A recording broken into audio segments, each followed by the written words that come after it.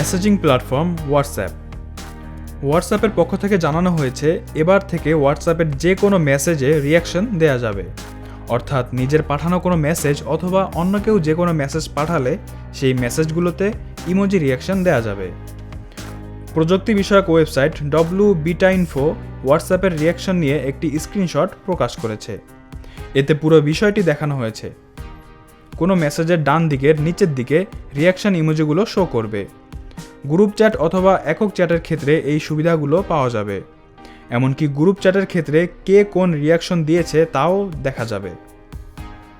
Facebook মেসেঞ্জারের মতো যে কোনো ইমোজি তারা ব্যবহার করতে পারবেন। যদিও এই ফিচারটি কবে থেকে সব ব্যবহারকারীরা নিজেদের হোয়াটসঅ্যাপে পাবেন তা এখনও স্পষ্ট করেনি হোয়াটসঅ্যাপ।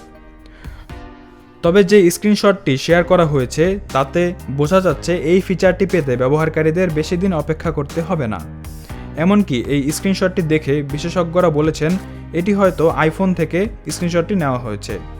শুধু রিয়াকশন ইমোজি নয়, একটি নতুন স্টিকারও লঞ্চ করেছে হোয়াটসঅ্যাপ। মূলত নেটফ্লিক্সের অনুষ্ঠান মানি হাইটসের জন্যই এই বিশেষ স্টিকারের লঞ্চ করা হয়েছে বলে জানা গেছে।